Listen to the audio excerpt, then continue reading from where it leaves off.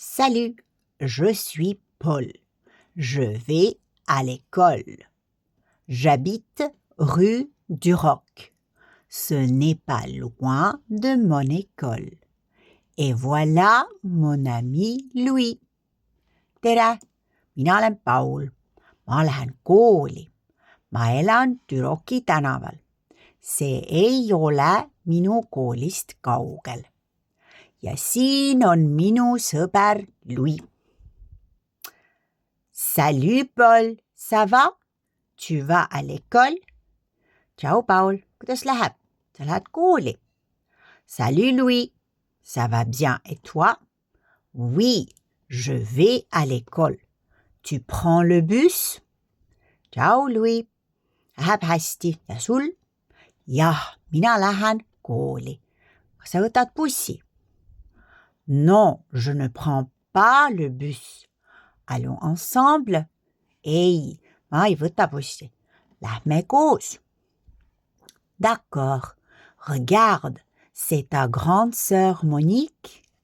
Okei, vaata, see on su suur õde Monika.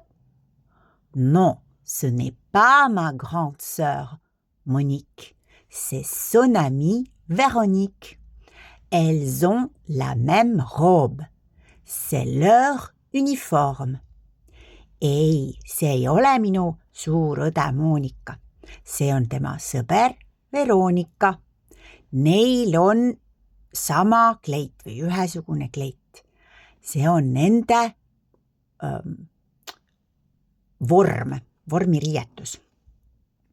Véronique, elle va à l'école aussi. Kas Veronika läheb ka kooli? Non, elle ne va pas à l'école. Elle et ma sœur ont 20 ans. Elles vont au travail. Regarde, elle nous parle. Ei, ta ei lähe kooli.